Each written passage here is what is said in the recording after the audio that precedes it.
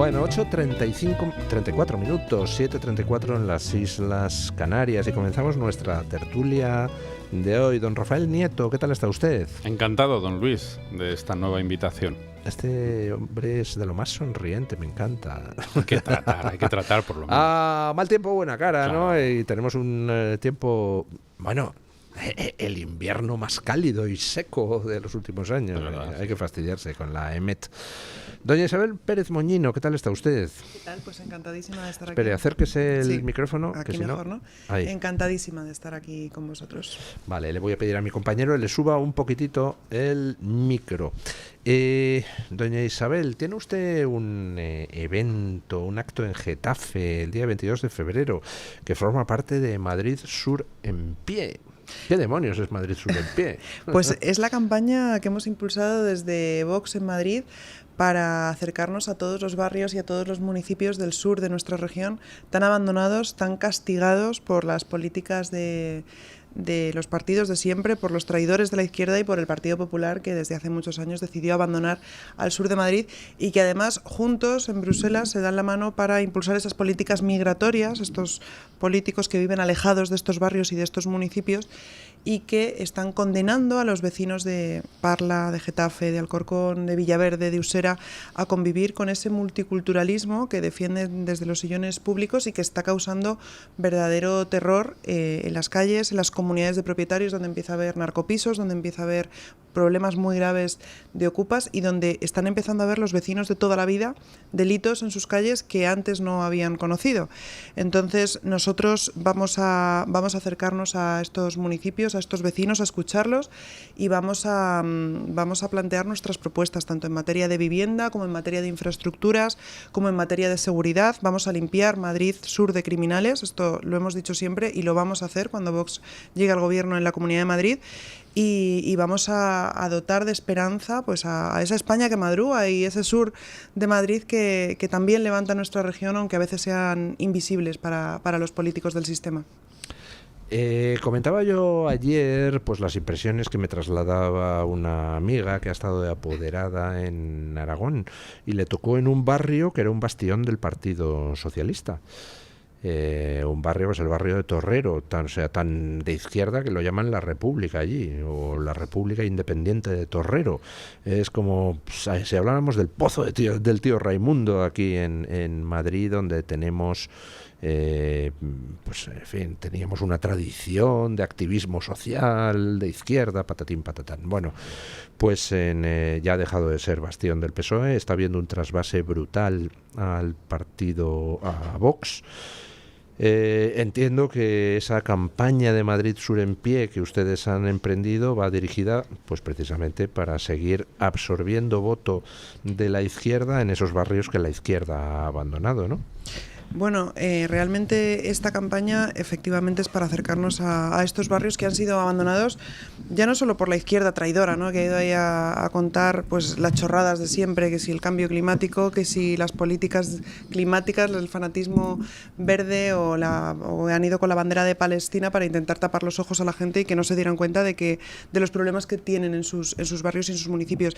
Pero es desolador, ya no solo el tema de inseguridad que estamos denunciando desde Vox en estos barrios y en estos municipios, sino la falta de infraestructuras, la falta de inversiones. Tenemos que tener en cuenta que, por ejemplo, en el sur de Madrid, pues poca gente por la renta media bruta de estos municipios puede acceder a un seguro médico privado.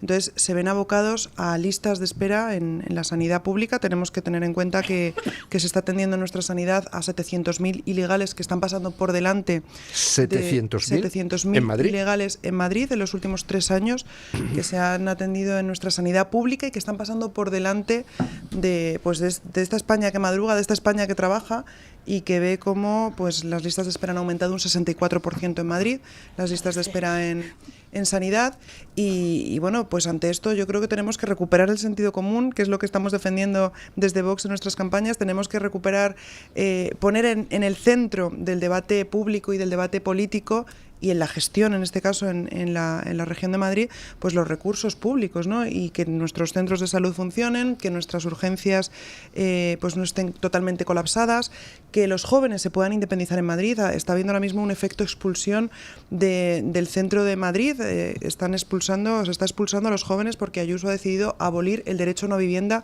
en nuestra región. Y los jóvenes están yendo a otras provincias limítrofes de Madrid porque en Madrid no hay vivienda. Y si no hay vivienda para los que ya están aquí viviendo, para los jóvenes, para las familias, la pregunta que le hacemos a la presidenta de la Comunidad de Madrid es dónde piensa meter a las miles y miles de personas que sigue llamando a nuestra región y que siguen llegando a nuestra región y que están colapsando nuestro sistema sanitario, nuestro sistema educativo y, por supuesto, también el acceso a la vivienda. Entonces, yo creo que tenemos que, como he dicho antes, recuperar el sentido común y trabajar de verdad para que los servicios públicos funcionen, para que los madrileños tengan prioridad a la hora de acceder a los servicios públicos. Es otra cosa que hemos defendido desde Vox, esa prioridad en el acceso, por ejemplo, a la vivienda. Y ante esto, pues el resto de partidos nos miran con cara de extrañeza. Pero la realidad es que cuando nosotros vamos a, por ejemplo, este domingo que estaremos en Getafe, o cuando hemos estado en Parla, en Fuenlabrada, en Villaverde, los vecinos nos trasladan pues precisamente estas reivindicaciones que están tan alejadas de la casta política que nos gobierna. Buenos días, doña Lucía Echevarría. Hola. Que asentía vigorosamente con la cabeza al hablar de las listas de espera. Yo soy usuaria de sanidad pública y he estado 8 meses de espera para una intervención que teóricamente era urgente, pero al menos, y no me dan rehabilitación, ¿eh? En mi caso, no me iba a morir. Hay gente en operaciones de intervenciones por cáncer con 1 año de lista de espera. Con 1 año, ¿eh? La mía ha sido 8 meses, ha sido una gincana, se ha perdido de repente una resonancia que tuve que presentarme en Pontones, liar la parda, todo mi respeto a la pobre gente de Pontones que me aguanto, y no hay rehabilitación. Antes me hubieran dado rehabilitación. Ahora, bueno, entran a una lista de espera de 1 año, y de aquí a entonces te quedas coja. Entonces la idea es como, a la mínima que tengas dinero, pues pagarás privado, porque no te vas a querer quedar coja. Yo mi rehabilitación la pago por privado, pero vamos, es que no hemos podido tocar algo que me afecte más. Sí, y esto lo están sufriendo pues los madrileños. Basta con ir a una urgencia hospitalaria cualquier noche. Yo también te pediatría y están completamente colapsadas y te tiras ahí 8 horas, o pedir cita con el pediatra en mi centro de salud para mis hijos y que me den cita para dentro de 15 días, cuando cuando yo era pequeña, mis padres llamaban al centro de salud y ese mismo día el pediatra nos atendía. Entonces, ¿qué está pasando? ¿Dónde se está yendo el dinero de los españoles? ¿Dónde se está yendo el dinero de los madrileños? Yo creo que tenemos que focalizar los recursos públicos en garantizar los servicios públicos que deberían funcionar y en cuidar al personal sanitario, a los médicos, a los enfermeros, a los celadores, que trabajan cada día con muchísimo cariño y que ellos al final pues están sufriendo también el colapso precisamente porque se está atendiendo nuestra sanidad pública a personas que acaban de llegar. Hablábamos del turismo sanitario, hablamos de personas que acaban de llegar a nuestro país y que, como digo, están pasando por delante en las listas de espera, y esto no puede ser porque estamos dejando atrás a personas pues en las listas de espera, como decía Lucía Echevarría, que están pasando por delante de otras personas que acaban de llegar. Bueno, lo de urgencias es un problema, porque cuando yo he tenido un problema de urgencias he calculado y he decidido que me lo como en mi casa, porque, o sea, que me medicaba hasta las cejas porque no me atrevía a esperar 5 horas, y sí son esperas de 5 horas. Ni siquiera creo que es que estén por delante de la lista de espera, es que simplemente no hace falta que te pongan por delante, ya está colapsada la lista de espera. Aquí hemos absorbido 3 millones de personas en los últimos 2 años, toda España. Pero no le han puesto, señora Mónica García, usted no ha puesto el equivalente en médicos. Madrid, estuve viendo, tiene 25 médicos por cada 60.000 habitantes, pero cuenta a los privados, ¿no? Es decir, de la pública creo que son 15 por cada 60.000 habitantes, pero, o sea, ¿dónde vas con eso? Entonces, si usted quiere absorber a más gente, tiene que contratar más médicos. Si ni siquiera tiene dinero para pagarle el estatuto marco normal y de toda la vida a los médicos, y encima me los criminaliza y me los insulta, ayer veía un tuit muy sí, gracioso de una persona que decía: los médicos resulta que hace 3 minutos eran héroes, sí, aplaudimos en los balcones, ha bastado con que critiquen al PSOE y ahora han pasado a ser villanos y los están criminalizando desde todos los medios de izquierda, ¿no? Luego, cuando acabe ella, te cuento mi historia y para que se vea, y porque nunca jamás debes ponerte en contra, o sea, no debes apoyar que un médico haga 24 horas en unas urgencias. Bueno, pero no nos desviemos, que como tampoco tiene demasiado tiempo doña Isabel, quiero exprimirla a fondo mientras esté aquí. El acto que tiene en Getafe el 22 de febrero a la 1 de la tarde, ¿dónde va a ser?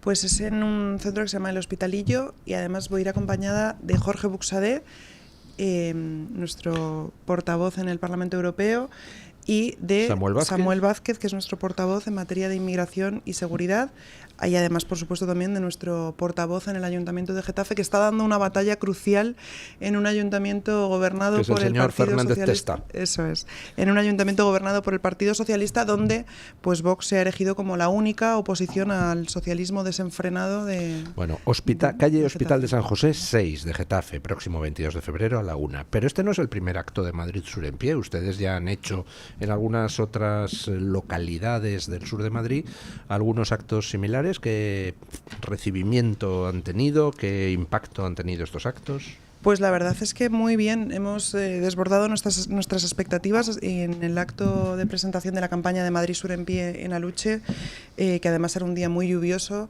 Se quedó mucha gente fuera que querían entrar al acto, pero es verdad que por la capacidad del lugar no pudieron pasar. Luego estuvimos en Fuenlabrada, que es mi ciudad, donde vivo además, con mucho cariño fui recibida por mis vecinos. Luego estuvimos también en Alcorcón, hemos estado también en Villaverde, ahora vamos a Getafe, y bueno, después de esta entrevista me voy a Carabanchel también a escuchar a unos comerciantes que han sido atracados en sucesivas ocasiones a lo largo del año pasado y de este año, y luego me voy a Alcorcón a denunciar también problemas de inseguridad que está habiendo en las calles de este municipio. Es decir, nuestra campaña es constante en la calle, en el día a día. Yo creo que es importante, ¿no?, que haya políticos con verdadera vocación de servicio público, como es mi caso y como es el caso del grupo parlamentario de Vox en Madrid, escuchando de verdad las reivindicaciones que tienen los vecinos, que tiene la gente, ¿no? Porque yo muchas veces siempre lo denuncio, la distancia infinita que existe entre los problemas que se abordan en la Asamblea de Madrid y los problemas de los que me hablan los madrileños en las calles. Cuando yo llego a la Asamblea de Madrid y allí se habla de la corrupción de uno, de la corrupción del otro, de los casos de acoso de uno, de los casos de acoso de otros, de Palestina, de Miami...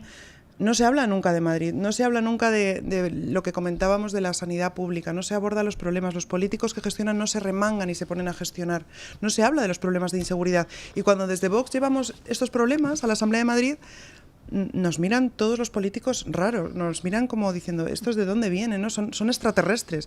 Usted no es de aquí. Usted no es de aquí, pero la realidad es que nosotros somos más de aquí que ninguno, porque estamos todo el día en las calles y estamos precisamente recogiendo todas las reivindicaciones que tienen los madrileños. El otro día intercambiaba opiniones con un amigo y que me hacía hincapié en que, claro, Vox está subiendo porque tiene una campaña en redes perfectamente diseñada, son muy buenos en ese terreno, se han metido en TikTok, se han metido en Instagram, se han metido en Twitch, se han metido en todas partes, y entonces con eso llegan a los jóvenes y tal.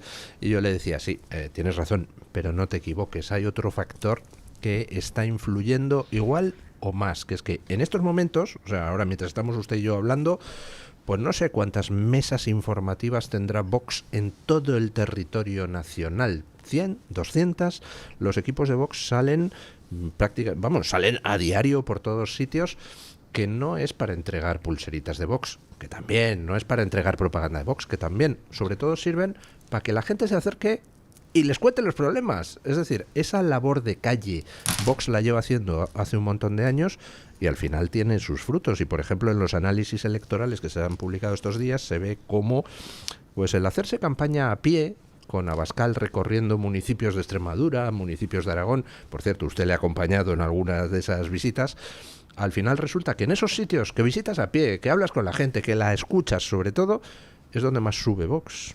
Claro, es que realmente yo creo que llevamos muchos años de una desafección terrible de la ciudadanía hacia la clase política, ¿no? ¿Cuántos de vosotros tenéis amigos que os dicen, no quiero saber nada de la política, son todos iguales? Y no todos somos iguales. Vox ha venido a recuperar el sentido común, a traer esperanza a los españoles y de verdad a ponernos al servicio de los españoles, que yo creo que es una palabra muy bonita y es una palabra que tenemos que cumplir, que vamos a cumplir y que estamos cumpliendo. Cuando nosotros salimos a las calles a escuchar escuchar a los ciudadanos, muchos nos dicen que han votado otras opciones políticas. Nosotros no les preguntamos a quiénes han votado, pero nos cuentan sus problemas y nos dan las gracias por escucharles. Nos dan las gracias porque nos dicen, sois el único partido político que estáis aquí. Nosotros cuando vamos a las calles muchas veces se sorprenden, ¿no? Los vecinos, cuando llegamos a los municipios o los comerciantes nos dicen, pero es que estamos en campaña, es que hay elecciones. Y les decimos, no, nosotros estamos en campaña constante con los españoles porque es nuestro deber, es nuestra obligación, es nuestro trabajo estar en las calles escuchando las reivindicaciones que tienen los madrileños para llevarlas, para materializarlas en propuestas y llevarlas al Pleno de la Asamblea de Madrid. Y para mí es una labor preciosa, es una labor muy, muy bonita, muy, muy importante y que tiene mucha responsabilidad, porque al final estamos representando a los madrileños. ¿Seguro que le han recibido también en algún sitio o se ha encontrado con alguien que le reciba con hostilidad? Bueno, por supuesto, claro, al final hay gente que... Pues hay gente para todo. Hay gente para todo, pero nosotros siempre con una sonrisa, con la verdad por delante. Yo siempre digo que el bien y la verdad prevalecerán, va a prevalecer, y lo estamos viendo en las últimas elecciones, en Aragón, en Extremadura, cómo el sentido común se está imponiendo, cómo el bipartidismo está cada vez más debilitado, porque los españoles ya no quieren ni más mafia del Partido Socialista ni más estafa del Partido Popular. Y Vox viene a traer esperanza, viene a traer los problemas reales de la gente, esos que se habían olvidado y que se habían metido en un cajón, para hablar del cambio climático, para hablar de la ideología de género, para hablar de problemas de las sedes de los dos grandes partidos políticos, y de repente hay españoles que ven que en las instituciones se habla de problemas y de cuestiones que a ellos les preocupan. Y estas propuestas siempre vienen de la mano de Vox. Entonces, bueno, pues al final yo creo que hay mucha gente que cada vez se está acercando más a nosotros. En eso tiene usted razón. Echando la vista atrás, pues seguro que todos recordamos en esta mesa cómo se recibió en los medios de comunicación españoles aquel primer cartel de Vox donde salía un Mena y una abuela y decía, este Mena cobra tanto al mes, mientras que tu abuela cobra tantos miles de euros al mes, mientras que tu abuela tiene que conformarse con 450 euros. Y aquello provocó una ola de insultos racistas, xenófobos, patatín, patatán, patatán. Si echamos la vista atrás, nos acordamos de eso hace 8 años. Ahora es Vox quien marca la agenda, es Vox quien pone los temas. Se discute de lo que Vox quiere que se discuta. Eso es un triunfo completo, independientemente de que ganen ustedes elecciones o no. Sí, efectivamente. Bueno, es que yo siempre digo que el bipartidismo había dado por cerrados muchos debates sobre los que había consenso entre el Partido Popular y el Partido Socialista, la ideología de género, el cambio climático, el tema de la inmigración. No se podía hablar de determinadas cuestiones, y de repente llega Vox, llegamos sin miedo, llegamos sin complejo, llegamos diciendo lo que dicen y piensan muchos españoles, y el tablero político empieza a moverse, y entonces de repente ese cartel que hace unos años parecía como algo... Anatema. El tema del mes y estrambótico y peligroso, y la peligrosa extrema derecha que viene, ahora resulta que es lo que viven y perciben muchos españoles en su día a día, que estamos acogiendo a ilegales en nuestro país, que tienen la mesa puesta, que cada plaza nos cuesta 6.000 euros, y tenemos a pensionistas, a personas que han trabajado toda su vida con 600 euros de pensión. Entonces, esto es injusto para cualquier español, vote a quien haya votado. Entonces, que nosotros lo hayamos dicho no significa que no haya muchísimos españoles que lo piensen, y cada vez más. Entonces, hay debates que quizás sean incómodos, que quizás sean políticamente incorrectos, pero que hay que abrirlos y que hay que hablar de ello, y que hay que decir que las políticas climáticas están arruinando nuestro campo y están persiguiendo a las clases más humildes con la implantación de las zonas de bajas emisiones, o imponiendo tasas totalmente injustas y arbitrarias como la tasa de basuras de gestión de residuos. Y esto tenemos que decirlo, y le pese a quien le pese, porque por encima de la ideología hay que poner el sentido común, el rigor técnico, el rigor científico. Hay que escuchar al que sabe de cada tema. Por eso a mí me parece un acierto enorme el de Vox, de haber puesto las portavocías nacionales a personas que han profundizado sobre esos temas en materia de inmigración, en materia de familia, en materia de vivienda, en materia de empleo, que han profundizado sobre esos temas, que saben de lo que hay que hablar, que saben de lo que hablan los españoles, y que tienen las herramientas y las propuestas necesarias para cambiar el rumbo de España, que esto es lo que no entiende el bipartidismo. Es decir, tenemos a un bipartidismo que está mirando a corto plazo, que hay mañana, que hay de lo mío, que cómo están los trackings electorales en Génova, qué toca decir hoy, qué toca decir, somos liberales, somos conservadores, a ver qué dicen los españoles en estas encuestas que manejamos. Pero ¿cuáles son los principios del Partido Popular? ¿Cuáles son los principios y las convicciones que tienen en el Partido Popular? Porque los españoles no lo saben. Hoy nos dicen una cosa, mañana nos dicen otra. Yo creo que los españoles también necesitan cierta coherencia y cierta estabilidad en el mensaje y que no les engañen, que les dejen de engañar, que no podemos tener a políticos, especialmente del bipartidismo, que lanzan un mensaje un día, lanzan un mensaje otro, dicen una cosa en Madrid, dicen otra en Extremadura, dicen otra en Andalucía. Yo creo que tenemos que tener altura de miras y que España necesita un cambio de rumbo. Tenemos que mirar a largo plazo, poner los focos a largo plazo, ¿no? Ese cortoplacismo del bipartidismo, de qué hay de lo mío, qué necesitamos para mañana, qué tenemos que decir para hoy, pero no están mirando a largo plazo, no están mirando qué necesitan las generaciones venideras.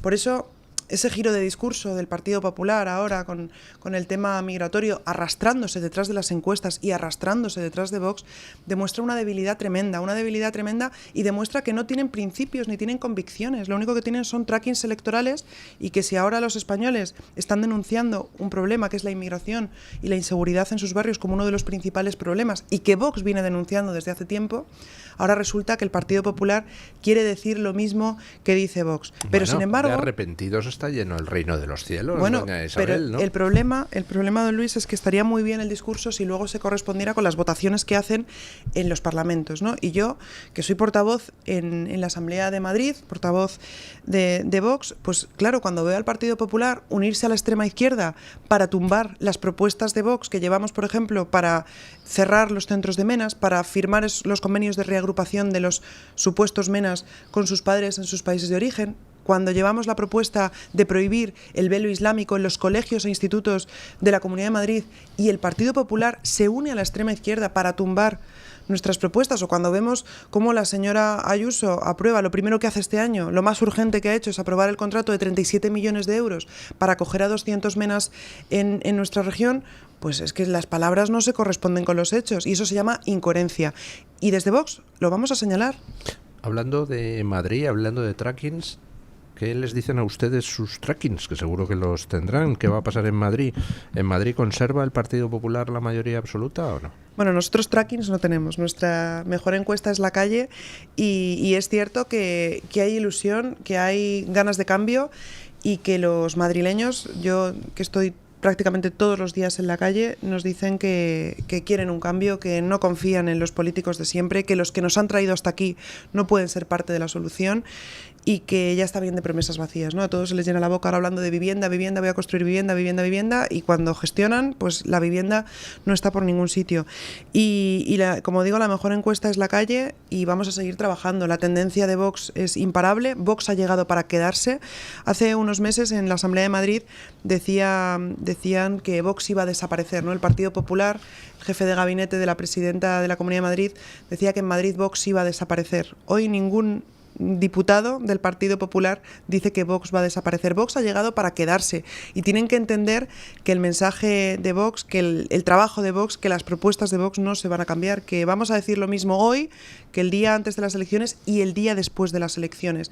Nuestros principios son claros y nuestros votantes lo saben. Nosotros no vamos a fallar a los españoles, ni les vamos a engañar, ni les vamos a defraudar. Y yo creo que en este sentido la mayor demostración de esto que estoy diciendo, que para mí también es un motivo de orgullo tremendo de pertenecer a Vox, fue precisamente la salida de los gobiernos cuando el Partido Popular y el Partido Socialista decidieron repartir inmigración por las regiones de España. Y Vox es el único partido en democracia que decidió poner los principios por delante de los sillones. Dejamos los coches oficiales, dejamos el personal a nuestro cargo, dejamos los despachos para estar en la oposición. También los de Podemos abandonaron el gobierno de Sánchez cuando se traicionó al Sáhara. Ah, no, perdón, que no lo abandonaron. Se quedaron sentaditos calentando el sillón. Sí. Pero nosotros hemos demostrado que no vamos a fallar a los españoles que han decidido confiar su voto en nosotros. Y hemos demostrado que nuestros principios están por delante de los sillones. Y yo creo que esto es único en democracia y es una prueba evidente de que nosotros no vamos a defraudar y que somos una garantía de que de verdad vamos a cambiar vamos a generar el cambio de rumbo que necesita nuestro país. ¿Cómo anda usted de tiempo? ¿Se tiene que ir ya al acto de Carabanchel? No, tengo un ratito más. Un ratito más, cuarto, pues sí. ¿Le parece que le hagan una pregunta rápida a nuestros tertulianos? Perfecto. Si ellos quieren. Encantadísima. Sí. Yo le quería preguntar a Isabel Pérez Moñino, aparte de felicitarla por el estupendo trabajo que viene haciendo. Muchas gracias. Yo creo que hay muchos madrileños que tienen una idea equivocada de la presidenta regional, sobre todo votantes del Partido Popular, que dicen, no, es que Ayuso es diferente, es que Ayuso es otra cosa.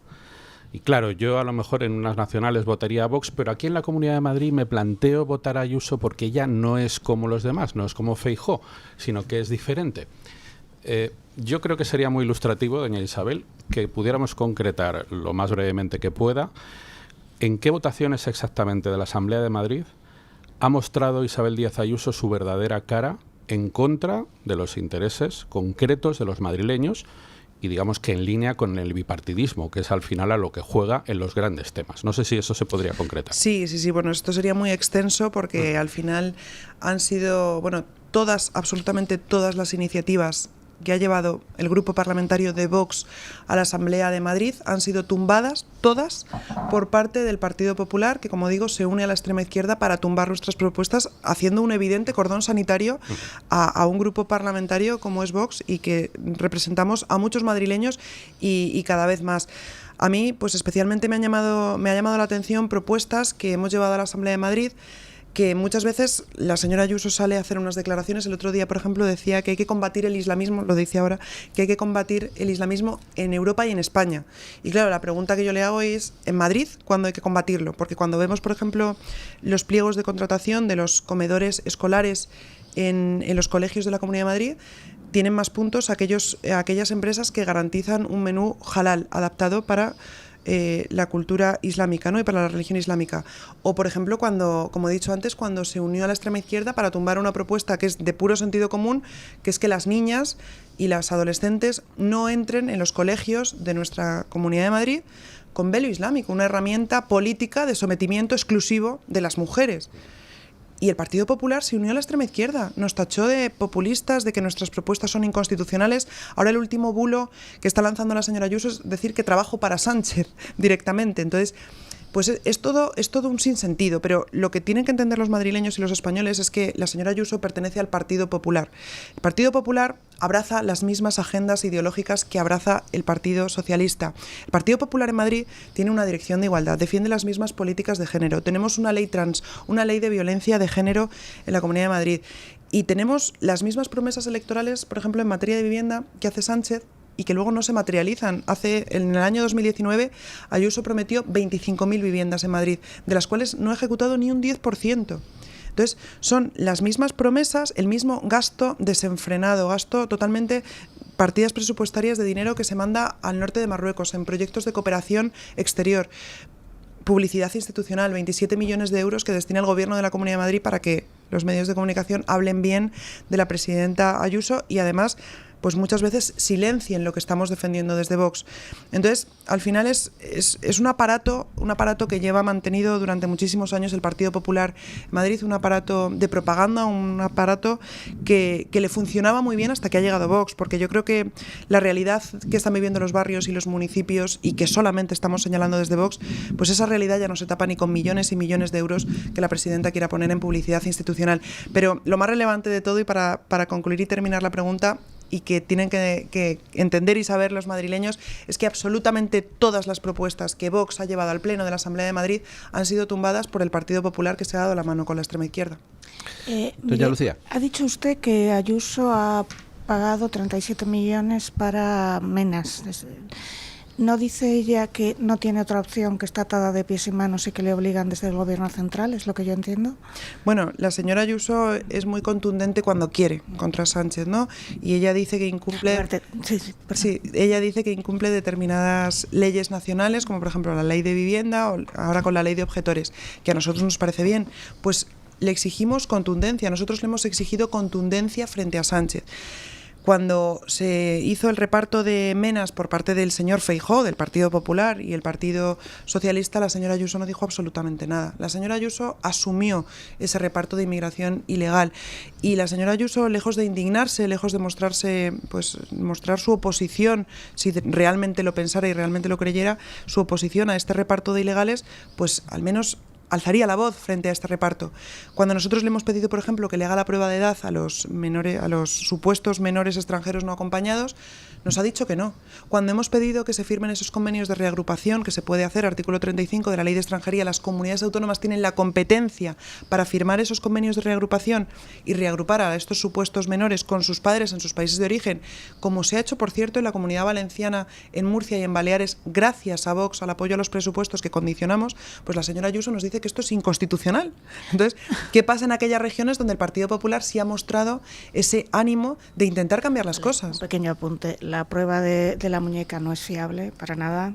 Y 2, reagrupar a menores con sus padres si son niños de la calle es imposible. Ahora sí se podrían llevar, o sea, el Madjen es suficientemente rico, el rey de Marruecos es uno de los más ricos del mundo, es un mega millonario en la lista Forbes, tiene Marruecos dinero de sobra para tener instituciones, pero yo creo que la reagrupación con sus padres no es factible. La reagrupación a instituciones en Marruecos lo es de sobra. Bueno, encima le estás pagando cooperación para... Las leyes españolas dicen que la reagrupación con los padres es factible, por tanto, en muchos casos no leyes. Es porque son niños de la calle. Es factible. Si no hay padres, pues mira, no. Es imposible, pero muchos de los que vienen no vas a encontrar a los padres. O sea, hay padres, tampoco van a querer ser encontrados y Marruecos no es el sitio más fácil del mundo para encontrar. Doña Lucía, estamos deteniendo a padres en el acto de dejar a sus niños delante de una comisaría de policía que deja para que nos a sus padres, a su hijo ahí, hay 5 que no vas a encontrar. Es más factible pedir una reagrupación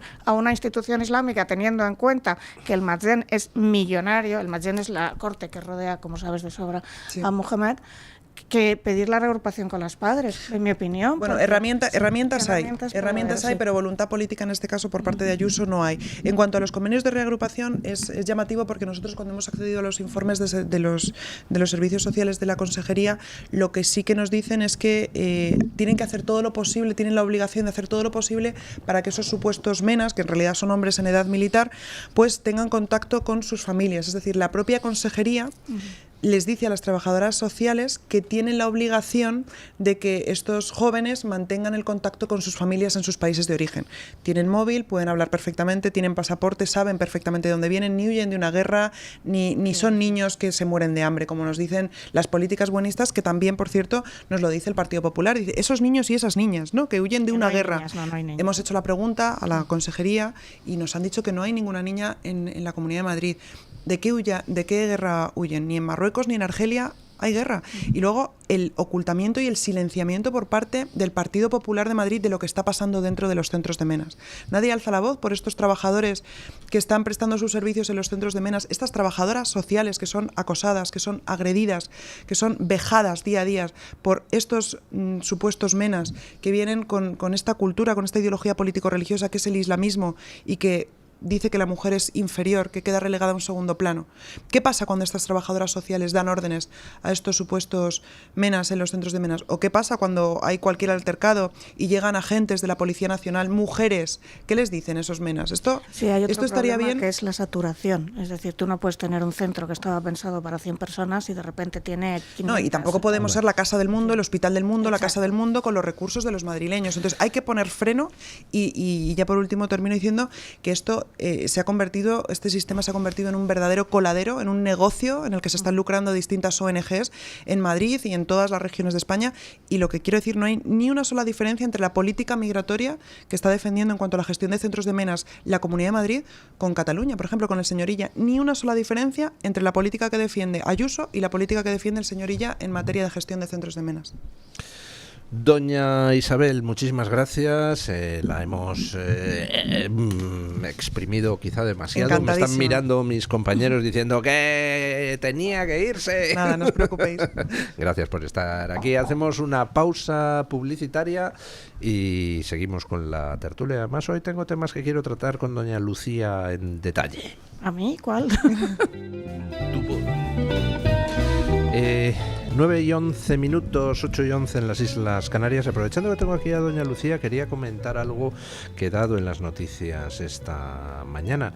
Ayer hubo una matanza en un partido de hockey cuando un señor que ha transicionado de género, mató a su exmujer y sus hijos y a alguna otra persona que no tenía nada que ver con su familia a tiros. Hace 3 o 4 días hubo otra matanza en Canadá, de cuando un transgénero se lió a tiros en una escuela. Está habiendo ya una epidemia de este tipo de ataques, Claro. doña Lucía. Mira, es fácil de explicar. Para el que no lo sepa, yo soy neuropsicóloga, ya tengo ya el papelito, tal. Entonces, cuando tú das... Pongamos el primero, el chico joven. Este chico ya se ha firmado con 12 años. Es decir, lo primero que das es bloquearle la pubertad. Esto se hace con un medicamento que se llama Lupron. Y a todo el que me escuche, entra usted en internet y busque Lupron efectos secundarios.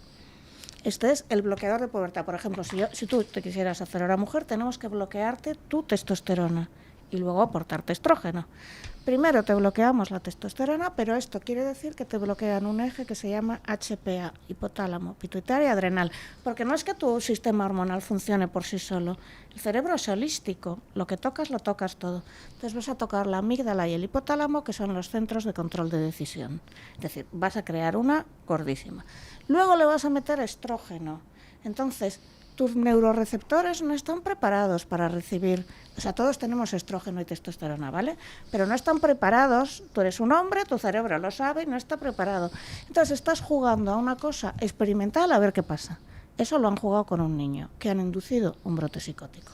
Cuando lo juegas con un adulto, durante mucho tiempo se pedía 2 años de cautela y 2 años de tratamiento para ver, además porque mucha gente desistía cuando sabía las consecuencias que podía haber, y luego para ver si esta persona pues tenía antecedentes de violencia en lo que jamás le darías esto. Pero ya no es esto.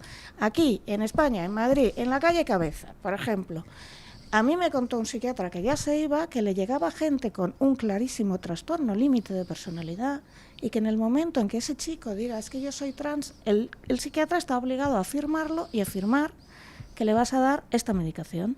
Entonces, a una persona con un trastorno límite de personalidad, con un trastorno obsesivo compulsivo, con 1, 2, 3, responda otra vez, bipolaridad, esquizofrenia, lo que sea, que le des medicamentos que alteran el eje HPA, le vas a inducir un brote. O sea, es blanco y en botella. Entonces, cuando nosotros lo decimos es transfobia, transfobia, transfobia. No es transfobia, es ciencia. Ya está. Creo que se ha entendido, ¿no? Entonces, cada vez ya van, no sé, ya son, como cada vez hay uno, pues ya van 10 casos de personas, tanto nacidos hombres como nacidos mujeres, que han protagonizado esto que se llama spree killing, que es cogerte un arma y empezar a disparar, porque estaban en tratamientos que inducen a brotes psicóticos, pero que además probablemente había algo de base, porque a mí, mira, por poner un ejemplo que está de moda, el monjauro este. El monjauro induce, aunque no viene en el prospecto ni nada, induce también a muchos problemas. Pero tiene que haber una base.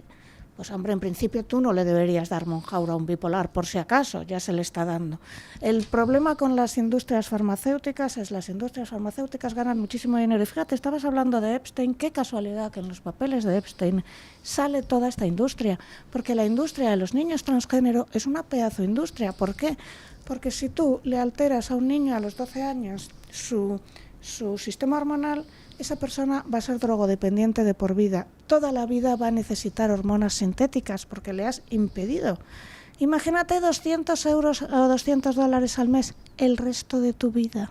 Claro, es que yo lo que veo aquí, don Luis, Lucía y oyentes, es que aparte del asunto que comenta ella de los laboratorios farmacéuticos, que por supuesto ven un filón en todo aquello que suponga una medicación de por vida o durante muchos años, yo creo que hay un problema de fondo relacionado con todo este mundo trans, y es haber convertido esa causa propiamente en una ideología. Es decir, haberlo llevado al terreno ideológico, una cuestión que si se hubiera quedado en hipotéticamente, claro, si se hubiera quedado en lo que es realmente o lo que tendría que ser, pues bueno, pues a una serie de personas que necesitan una atención concreta se le intenta ofrecer esa solución y ahí queda todo. Pero la ideología viene por el dinero, recuerda. Sí, ¿Quién pagaba a Podemos? Irán. Sí, sí. ¿Quién es el primer polo biotecnológico ahora mismo en el mundo? No el primero, hay 3. Canadá, qué casualidad, Argentina, kirchnerista, e Irán.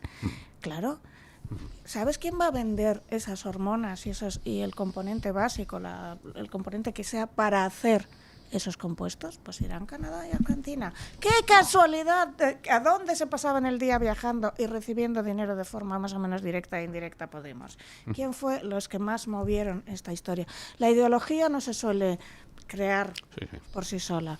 Por supuesto que creas un... Mira, ayer estaba leyendo, es que no tiene desperdicio, el blog de Íñigo Errejón, que supuestamente está súper escondido, pero todo el mundo sabe que es su blog, y ves a una persona que también se le ha ido a la cabeza, porque se pone a hablar de ideología, la batalla cultural, la batalla ideológica.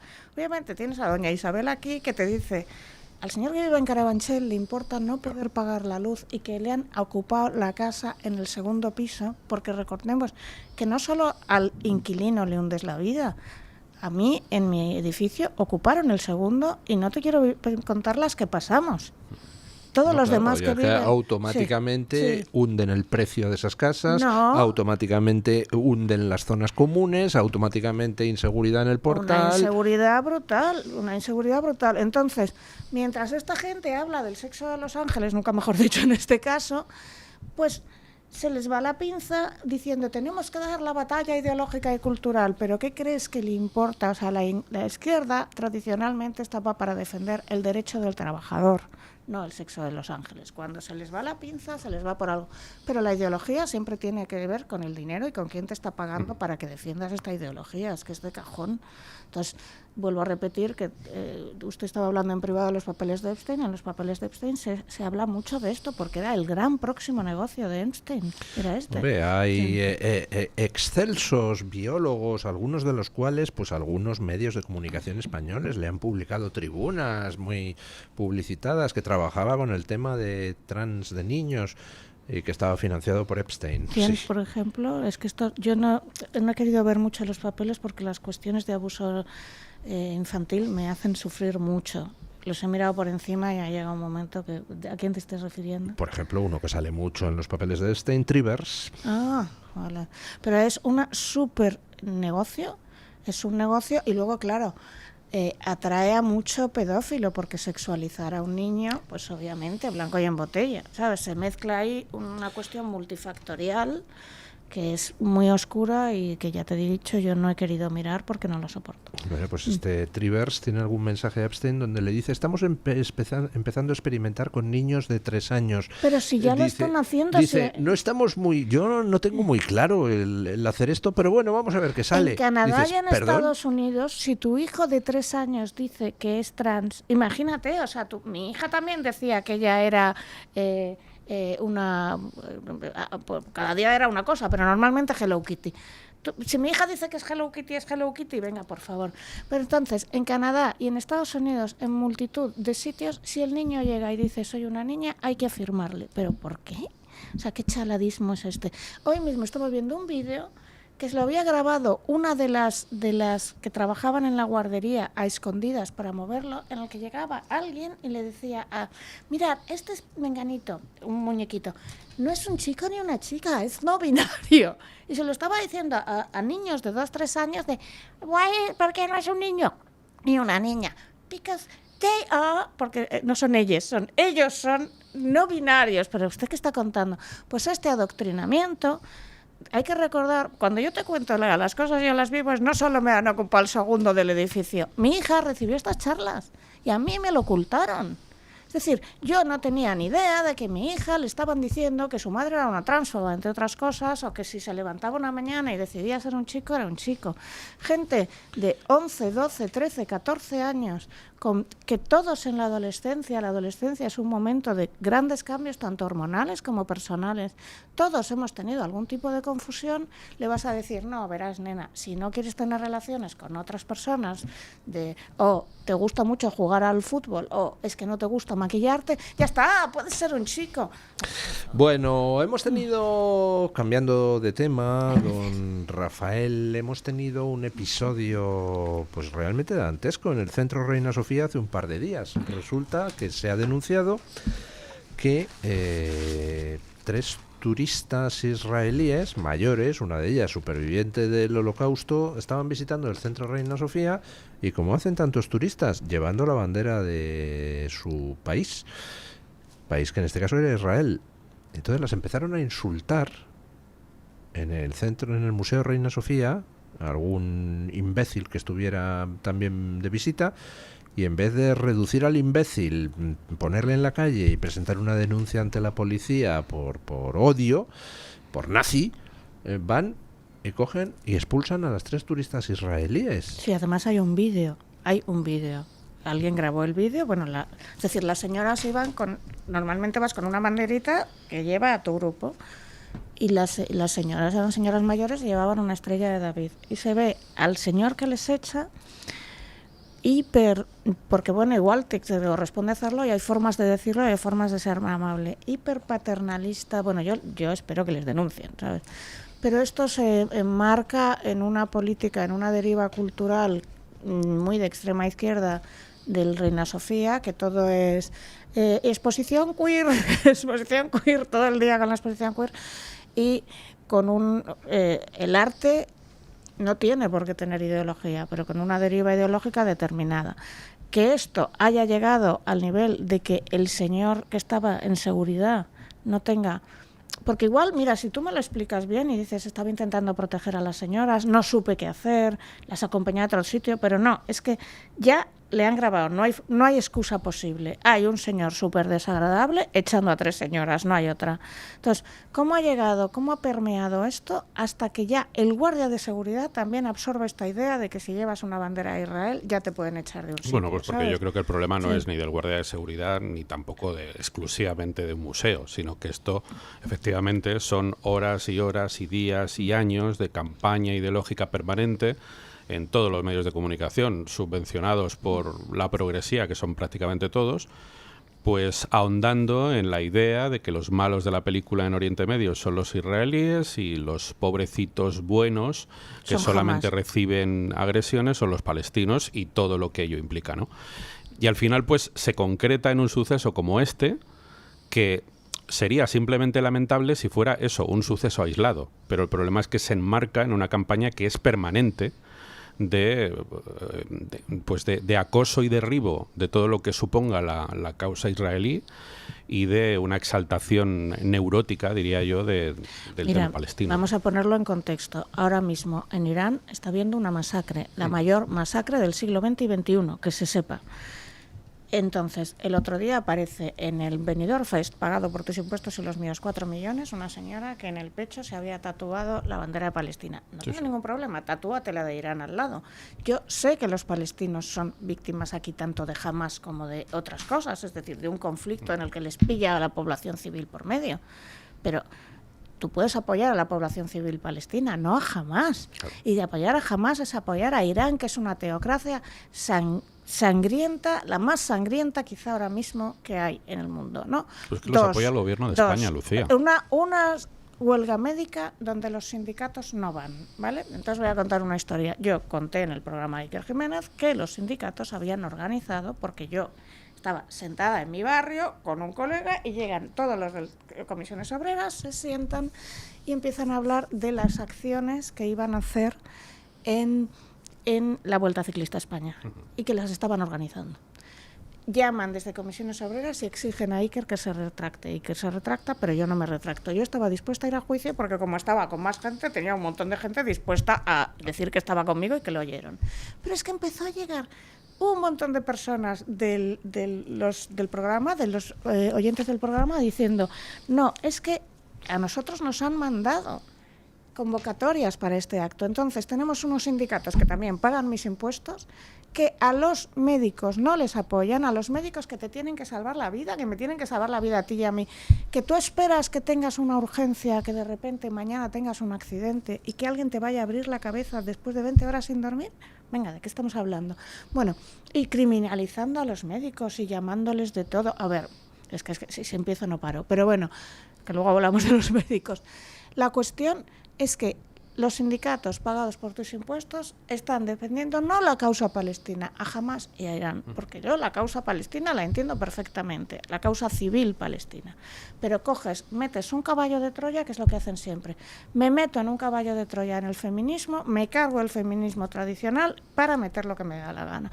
Me meto en un caballo de Troya en la causa palestina y me meto para contar otra historia completamente diferente, que es un apoyo a Hamas y a Irán, etcétera, etcétera, etcétera. Y entonces, claro, vas moviendo a gente.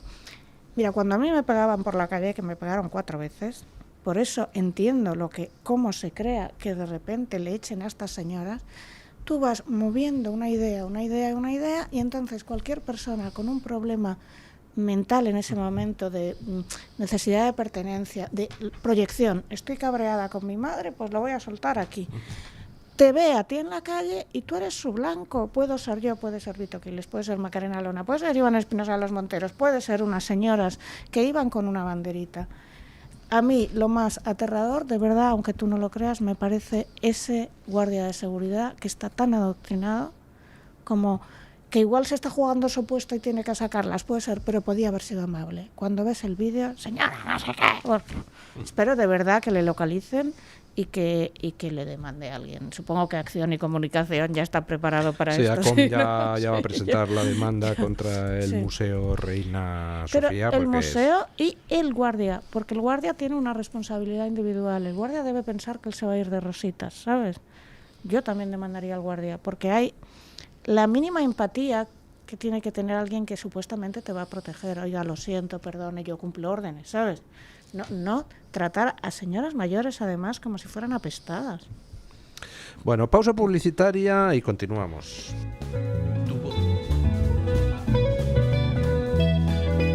9:31 minutos, 8:31 en las Islas Canarias. Doña Lucía, ¿recordamos que los médicos siguen en huelga? Vale, mira, quiero cargarme un argumento que ayer dijo un tertuliano cuyo nombre no voy a citar, que decía, es que luego se van a la privada. Vamos a ver, en España un profesor puede dar clases particulares si quiere. De los altos funcionarios que hay en España, de los funcionarios clase A, de los que se llevan 6.000 euros al mes, y cobran 12.000, pero se llevan 6, el 87% están puestos a dedo. Nadie les impide hacer luego asesorías privadas y no les obligan a hacer huelgas.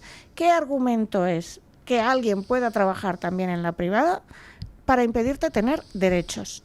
Pero aparte de eso, ¿usted se cree que una persona que está trabajando, al menos en Madrid, yo conozco Madrid, de 8 a 3, mi pobre médico de primaria, es que no vive? Y luego tenga que hacer una guardia de 24 horas, ¿usted cree de verdad que le queda tiempo para estar en la privada? Pues a alguno le quedará quizá en Soria, que no recibirán tantas cosas. Pero es que ese argumento no se lo aplica a nadie más. Yo lo que he estado viviendo, porque como usted sabe, usted no, tengo una enfermedad, pues por cierto, como aquí me siguen muchos católicos, pongan ustedes una vela que tengo un 70% de recuperación, vamos a subirlo a 80%. Y me he tragado 4 años de las urgencias, los retrasos, los demás. Los únicos que a mí me han tratado como una reina han sido las pobres enfermeras y los pobres médicos que no pueden con su vida, que es una profesión con un índice de suicidio altísimo. Entonces llega esta gente que presuntamente va a defender a la clase trabajadora y ni siquiera aparecen por la huelga.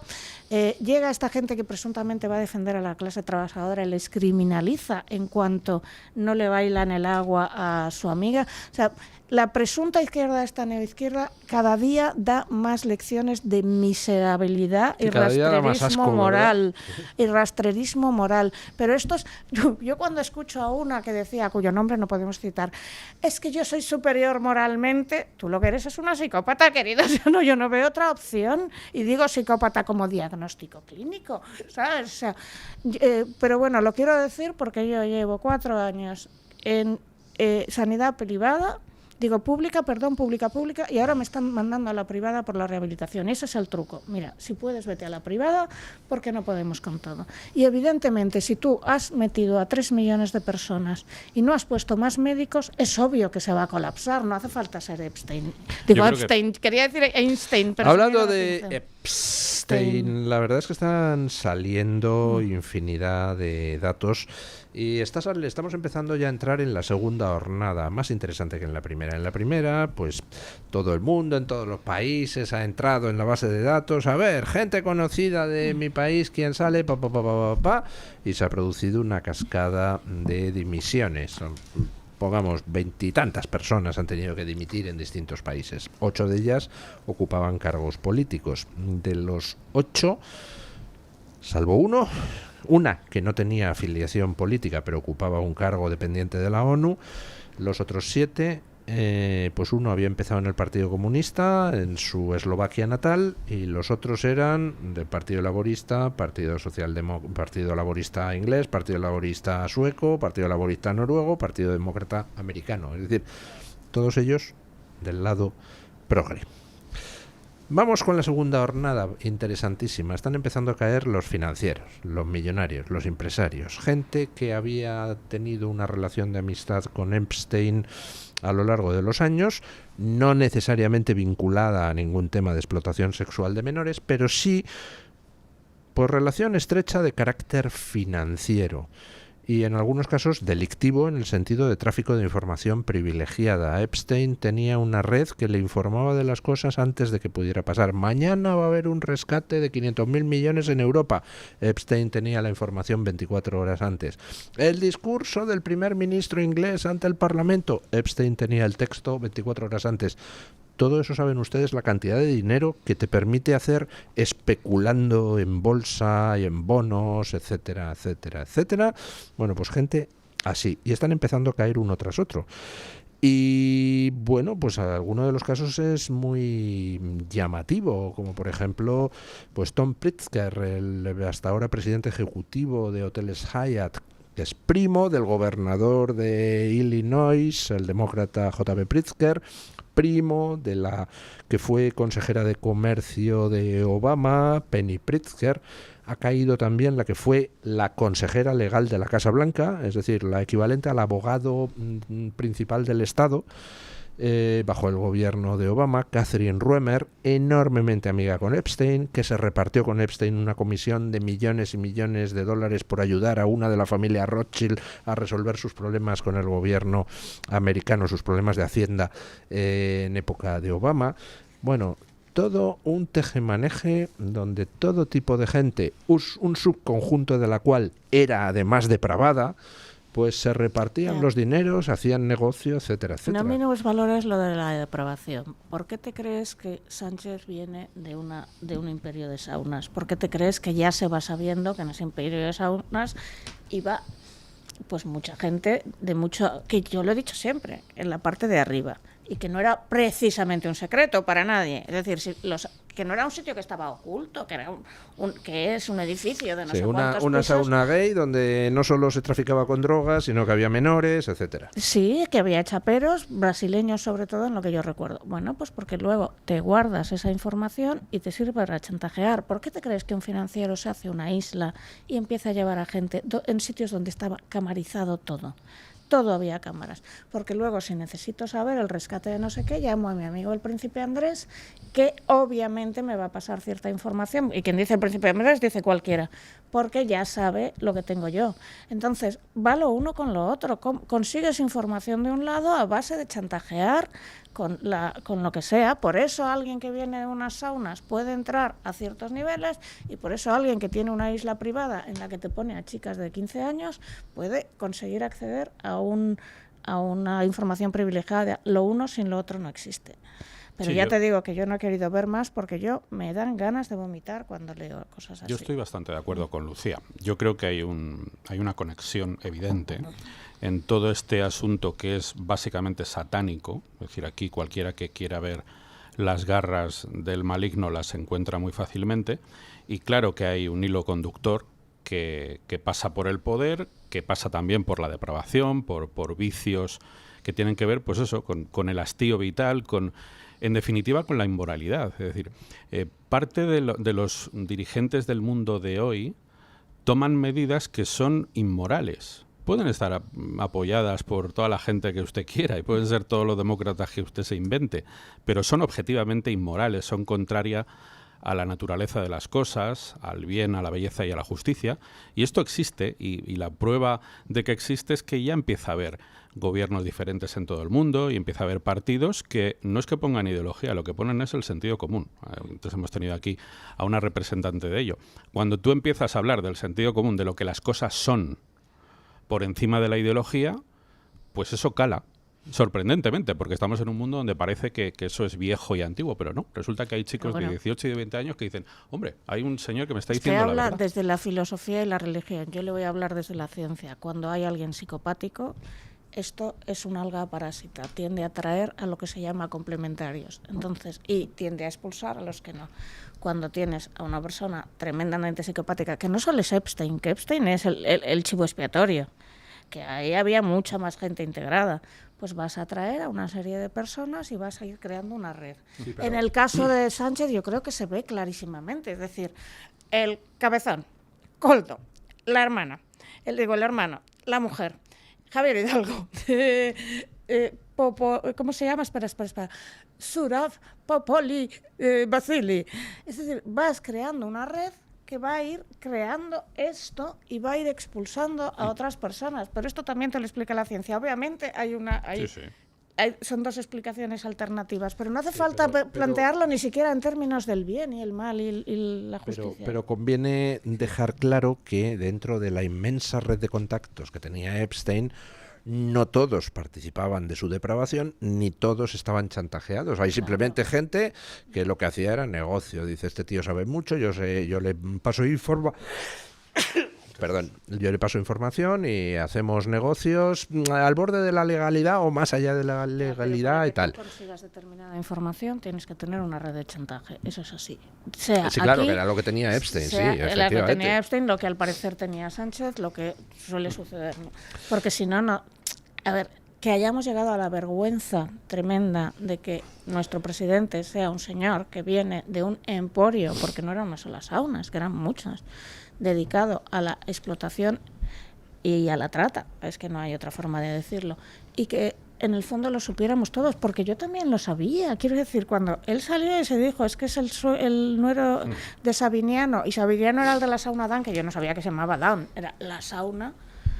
Yo me tengo que preguntar a mí misma, ¿y cómo si lo sabías, en su momento no hiciste clic en la cabeza? Porque lo habíamos legitimado como normal y yo en mi momento en la cabeza era, bueno, el pobre no sabría a lo que se dedicaba el suegro porque soy gilipollas. No, incluso inicialmente usted pudo pensar, no, en la sauna esta, pues vienen aquí homosexuales a buscar gente con la que ligar. Yo sabía perfectamente lo que había, Luis. Sí. Te recuerdo, creo que te lo he contado varias veces, que tenía un amigo cuyo novio trabajaba allí.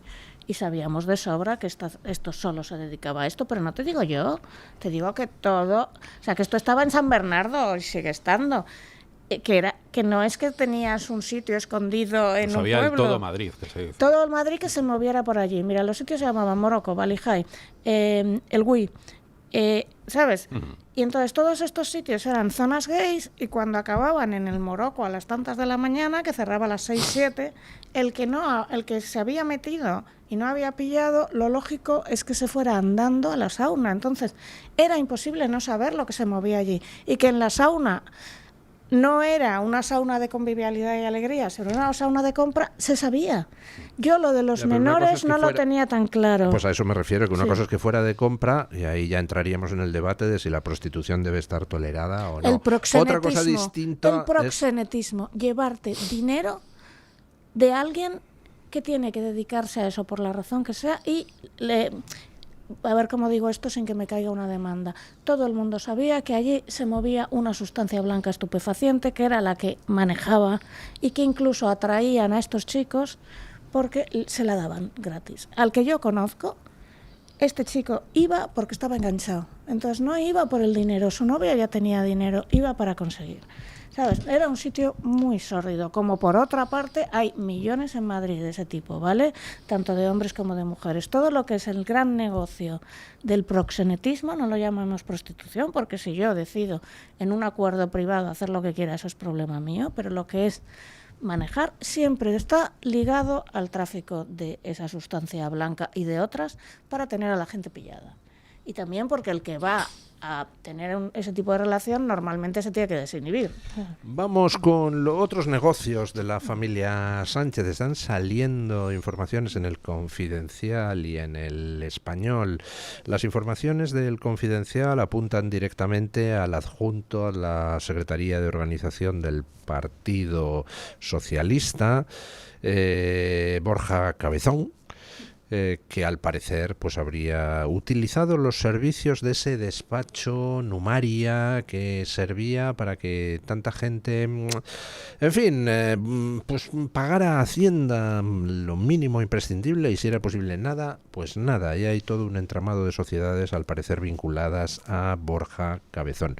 Y por otro lado, las informaciones que está publicando El Español, que en realidad no son nuevas, porque ya conocíamos muchos de los detalles, que si las reuniones en San Petersburgo, que si Guacalúa, que si Barrabés, que si Aldama, que si la República Dominicana, que si la OMT, que si Begoña Gómez, que si el Popoli Basili, que si el Africa Center, que si el Instituto de Empresa, todo eso ya nos lo conocíamos, pero claro, ahora lo vemos narrado ya con cronologías muy elaboradas por don Jorge Calabrés, periodista del Español. Ya lo vemos con el soporte documental de una cantidad ingente de mensajes de Koldo que están saliendo a la luz y que hasta el momento no se conocían. Y parece que Koldo estaba en todas las salsas, era el chico de los recados de Sánchez. Bueno, a ver, ¿quién habrá sacado estos mensajes? No me lo puedo creer. El otro día me fijé, si os fijáis en la imagen de cuando están en el Supremo Koldo y Ábalos, si te fijas bien parece que Ábalos está en foto fija, no parpadea. La psicopatía tiene una parte que se hace, digamos, ¿no? Pero hay otra parte que es genética. Es decir, que tienes una configuración cerebral diferente en la amígdala y en el hipotálamo. Bueno, pues uno de los problemas de tener la amígdala más pequeña es que no parpadeas. Con eso lo digo todo. Y Ábalos no estaba parpadeando en ningún momento. Yo supongo que lo ha movido Ábalos, pero yo a veces pienso que Koldo no está tan diferenciado de Ábalos como queremos creer, ¿sabes? Nos intentan poner a dos personas diferentes como que actúan por separado, pero no actúan por separado. Entonces, obviamente, usted lo dijo ya, estas dos personas no se van a quedar en soy el chivo expiatorio. Me está usted mandando al Supremo, me van a juzgar, me van a caer 20 años de cárcel, pues caigo yo, caen todos los demás, claro está. Pero a mí quizá lo que me sorprende no me sorprende, porque claro, viniendo de donde viene Pedro Sánchez y su señora, ya sabemos que su sentido, ya no del bien y del mal, sino de por dónde te pueden pillar, no lo debían tener muy agudizado, porque debían tener un sentido de impunidad. Mi suegra ha hecho esto 20 años y nunca le han pillado. He podido llegar a presidente viniendo de aquí, ¿qué más da todo? Entonces es una forma de ir dejando rastros sin parar, completamente nonchalant, se dice en francés, o sea, me la sopla todo, se dice en castizo, que es aterradora, poniéndose mensajitos, pero ¿a quién en la cabeza le cabe que tú estés haciendo todo este embolado y permitas haya mensajes llamándole Dios al uno y número uno al otro? Es aterrador. Pero bueno, que le vayan a pillar solo por esto, con todas las demás que ha liado, pues bueno, yo obviamente quiero que le pillen, pero me parece poco respecto a todo lo demás que hay. O sea, me parece poco respecto a lo de Zapatero y Plus Ultra, por ejemplo, ¿no? Pero a ver, si es verdad que hay 1 millón de mensajes a los que ha tenido acceso este medio, pues hay que suponer que algo saldrá de información relevante de tantos mensajes.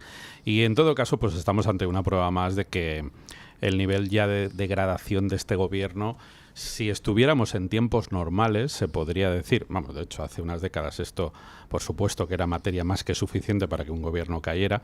Ahora ya, pues en el estado de, no sé muy bien cómo definirlo, indefensión, ¿no? Aprendida. Sí, pues un estado donde yo creo que ya la gente espera un milagro prácticamente para poder ver caer a esta persona que ha demostrado, me estoy refiriendo a Pedro Sánchez, por supuesto, no tener el más mínimo escrúpulo moral, pero además decepcionar a la gente a la que engatusó para que le votaran. Es decir, que yo creo que ahora misma. Mismo, claro, pero como tú, Lucía, muchísimas personas que precisamente por ser de clases medias, trabajadoras y tal, podrían haber visto en él una esperanza.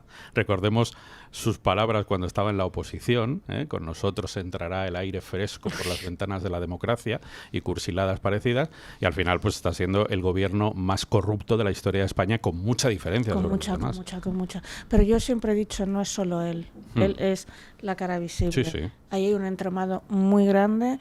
Y como hemos visto estaba Zapatero, como hemos visto estaba Bono, como hemos visto hay mucha gente mucho más alta, porque el nivel de cómo manejó Venezuela nunca llegaremos a saberlo en el fondo.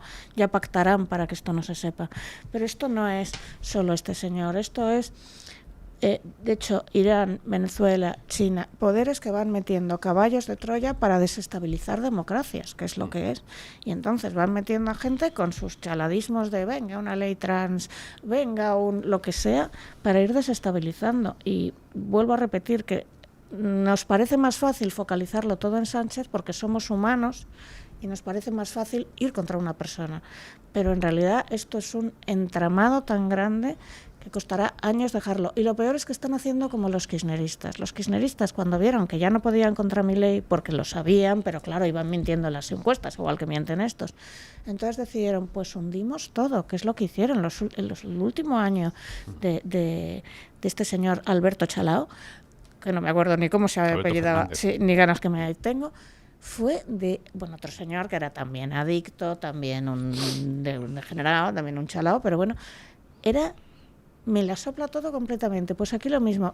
Voy a regularizar a 500.000 migrantes, que en realidad van a ser 2 millones, porque le quiero dejar un regalo al que venga y le lo quiero dejar todo destrozado, porque soy así de psicópata, yo y mi equipo. Y hay una cosa que es peligrosísima, es cuando la psicopatía va con la ignorancia. Porque aquí es cero ignorancia, cero sentido de Estado, cero sentido moral y todo un entramado de gente que, como he dicho antes, cuando entra una persona así, se ve en psicología de las organizaciones. Cuando en una empresa metes a alguien con un perfil psicopático muy alto, hundes la empresa, porque empezará a atraer a los complementarios y echará a los demás. Aquí es que no hay uno que se salve, es que ni siquiera tus terminales mediáticas, a mí, no vamos a dar nombres de tertulianos, pero que venga un presunto defensor de la clase trabajadora a insultar a los médicos, ¿pero dónde se ha visto? Pero que vayas mintiendo, y lo han conseguido además mediante un sistema nazi, pero nazi, quiero decir, han aplicado los 11 principios de Goebbels, así, uno, otro, en el momento, porque la hoja de ruta fue la misma que Venezuela. Primero me hago con el poder mediático, el poder judicial, las instituciones las fagocito, hago toda la cooptación de obra pública y después no hay quien me mueva. Esto ha sido una hoja de ruta que empezó desde los nazis, la Stasi, cualquier gobierno totalitario, el que quieras, hace esto. Y que les entrenaron poco menos en Venezuela. O sea, todos estos campos que ellos iban a Venezuela... Solo tienen un problema, y es que en Venezuela, además de todo eso, el chavismo tenía las pistolas, mientras que aquí, afortunadamente, no las tiene. Luego, en privado, te voy a hablar de algunas muertes un poco raras que yo he visto en el Partido Socialista y que no me explico en los últimos años. Y entonces... Ay, qué mala es, deja así flotando eso y entonces le dirá a la audiencia, pero oiga, eso no se hace porque usted... Ya, la audiencia tiene que entender que a mí no quiero que me vuelvan a pagar por la calle ni más demandas de las que yo tengo, que me paso el día yendo a juzgados. Bueno, ¿creen ustedes, vamos a ir a la opinión de los oyentes, ¿creen ustedes que vamos a tener gobierno al final en Extremadura, en Aragón? Sí, claro. Sí. Yo creo... En Aragón yo creo que sin ningún problema, sí. ¿No? Y en Extremadura, pues después del toque que le han dado desde Génova a esta señora Podemita del Partido Popular, pues me imagino que ese toque va encaminado a conseguir un resultado que beneficie más que a los dos partidos, en este caso sería a los extremeños, pero claro, estando por medio Guardiola y Feijóo, yo no sé exactamente en qué va a acabar la cosa. Yo no quiero atacar tanto a Guardiola porque a mí no me cae tan mal, pero es obvio que si no llegan a un acuerdo, la imagen pública ante los demás, o sea, yo perdería la fe en el género humano directamente. Entonces yo siempre pongo un ejemplo. Yo vivo en una comunidad de vecinos muy complicada. Son 6 pisos a 4, 6 por 4, 24, con gente insoportable. Una que se levantó y me llamó cretina una vez. Si nosotros hemos llegado a acuerdos sobre las derramas, sobre el portero, sobre cosas así, ¿me está usted diciendo que no pueden llegar a acuerdos básicos? O sea, ¿qué mensaje me está alargando? Y luego otra cosa que yo me pregunto es, ¿y no puede haber negociaciones con luz y taquígrafos? Es decir, trae usted un mediador, como se hacía antes, 3 mediadores internacionales y toman nota. Pero yo no me explico cómo todas estas negociaciones son rarísimas y secretísimas y los demás no, tenemos que oír que los unos le llaman a la otra tal y que los otros le llaman a la una tal. La falta de sentido de Estado de la clase de política española a veces me deja a mí alucinada. Pero a mí y a un montón de gente como yo que estamos deseando que esto cambie, si usted me está diciendo que mi comunidad de vecinos se puede poner de acuerdo en pagar una derrama y ustedes no pueden, pues lo que me está transmitiendo es una cosa tristísima. Yo no sé si ella es podemita o si los otros son así. Yo sé que yo y cualquiera está esperando que se pongan de acuerdo y que supongo que se pondrán, claro. Bueno, ¿quién ha entrado en el estudio? Pues doña Carmen Carbonell. Con la voz de los oyentes, don Luis, la pregunta la recordaba usted hace un instante. ¿Cree que PP y Vox deben formar gobierno tanto en Extremadura como en Aragón? Dábamos 4 opciones. La primera, sí, en ambos sitios. La segunda, en Extremadura, no. La tercera, en Aragón, no. Y la cuarta, en ningún sitio, porque puede haber aragoneses o extremeños que digan, oye, pues yo sí lo quiero o no lo quiero. En fin, así están las cosas. ¿Ustedes creen que debería haber acuerdo en ambos sitios? Por supuesto. Sí, claro. Es que vamos a ver, si ya es de broma que se convoquen elecciones cuando el mandarín de turno diga, por supuesto con el dinero de la gente, ahora ya repetimos elecciones, 27 veces hasta que salga... No, o sea, yo creo que ha habido unas elecciones, tiene que haber acuerdo, ojo, en la medida de lo posible, naturalmente, si es imposible, porque no se cumple, no se respeta la otra parte. Si me estás diciendo que los acuerdos son imposibles, entonces me están diciendo que toda esa gente no merece ser política y que dimitan todos ellos. No, yo creo que es posible el acuerdo. Y pero segundo, hay que respetar que las negociaciones se hagan con luz y taquígrafos y mediadores y gente que tome notas, como estás viendo los debates. Yo creo que es al revés, doña ¿sabes? Lucía. Lo que debería hacer, especialmente Guardiola, es dejar de hablar. Por favor, no dar 3/4 al pregonero, porque lo están liando. Ya te digo que ahí no sé de qué meterme, no estoy tan informada, no sé exactamente, pero ¿por qué no estoy informada? Porque yo no he visto las negociaciones. Cuénteme usted, ¿recuerda cuando iba en teoría a negociar ETA con tal y mandaban mediadores? Bueno, que no es el mejor ejemplo ahora que lo pienso. No es el mejor ejemplo. El caso es que... vamos a escuchar la opinión de los oyentes. Sí. Venga. De momento, don Luis va ganando con un 67% de los votos la opción de que sí, que deben negociar y formar gobierno en ambos sitios. 2 de cada 3 oyentes piensan eso. Fíjese qué curioso. En Extremadura, para el 17% de los encuestados, no debe ser así. Claro. ¿Por qué será? O sea, hay que formar gobierno en Aragón, pero en Extremadura no. Solo un 1% de los aragoneses se resiste. ¿Qué tendrá Extremadura? Hay un 1% que dice en Extremadura sí, venga, pero en Aragón no. Voy a romper una lanza por Guardiola. Puede que no sea la persona más hábil comunicativamente del mundo, esto es cierto, pero también tiene votos. Entonces, la democracia hay que respetarla, nos guste o no nos guste. Porque claro, aquí como todo el mundo la está poniendo a parir, yo tengo que ser el Pepito Grillo. A Sánchez también le respetamos. Bueno, pero... ¿no? Esto es personal. Exacto, todo tiene un límite. Todo tiene un límite. Percibo yo un cierto corporativismo femenino, doña Lucía Echevarría. No, es que yo... A ver, yo reconozco que hay algunas cosas que ha dicho que calladita estás más guapa, cierto, pero por otra parte también he visto que en otras cosas, ¿no? Es decir, yo a veces la veo, tiene una trayectoria sólida, en otras cosas está bien, y veo que se la está demonizando tanto que, bueno, voy a sacar... Y que ella tiene sus votos. Me parece muy bien. Doña Carmen Carbonell, y sigamos. ¿Y cuántos creen que no habría que llegar a un acuerdo en ningún sitio? Un 15% de los encuestados. Y voy con comentarios, don Luis. En Twitter dice Andrés Peñalver que la pregunta está mal planteada y que debería ser, ¿cree que el PP se ha dado cuenta de que necesita Vox para gobernar?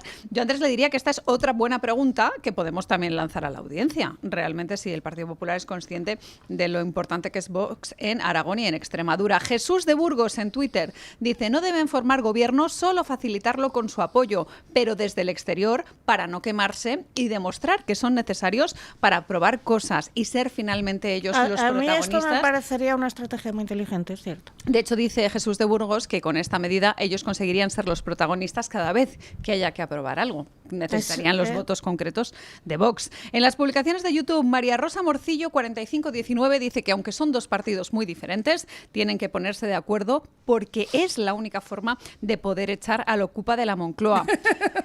no le gustaría que pactaran a J. Manrique, que dice: pactar con el PP es como pactar por delegación con el PSOE. Siguen las mismas políticas globalistas, en el Parlamento Europeo votan lo mismo. Como decía mi abuela, mejor solos que mal acompañados. Y terminamos con los comentarios del chat de YouTube. María Castellón dice: de todo lo que Vox propone, por bueno que sea, les da igual, porque votan todos en contra.